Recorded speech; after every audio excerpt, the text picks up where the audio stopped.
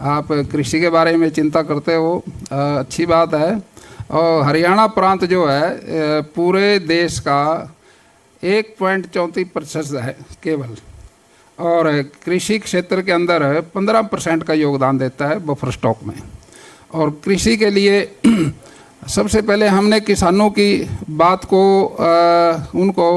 उनकी आमदन बढ़े, इसके लिए 1 साल से नहीं 11 साल से हमारी सरकार काम कर रही है। पहले जो किसान फसल बेचता था, फसल तो किसान की थी और पैसा उसके खाते में नहीं आता था, पैसा किसी और के खाते में आता था। ये बात भारतीय जनता पार्टी को ठीक नहीं लगी, भाई जिसका माल उसी को पैसे। तो ये खाते में पैसे डालने का काम भारतीय जनता पार्टी की सरकार ने किया। इस पे विरोध भी हुआ, बड़े किसान यूनियन ने विरोध किया कईयों ने, और आड़तियों ने भी किया, और कुछ किसानों को भी साथ लगा लिया उन्होंने। लेकिन सरकार इस बात के लिए अडिग थी, भाई किसान की आमदन बढ़ानी है, और आमदन तो तभी बढ़ेगी जब उसको पैसा मिलेगा।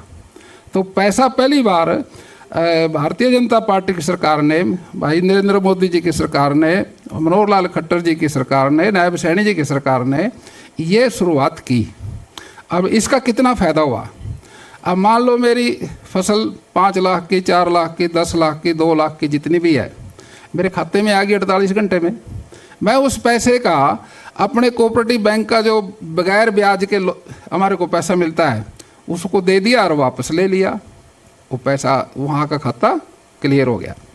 और जब पहले क्या था, जब फसलें बिकती थी 2 महीने के बाद हिसाब होता था, फसल बिकने के बाद, और 2 महीने में जो उसको किसान को ज़रूरत थी, तेल की ज़रूरत थी, तेल की पर्ची मिलती थी, पैसे बही में लिख के उसके दस्तखत करा लेते, उस पर ब्याज शुरू हो जाता था।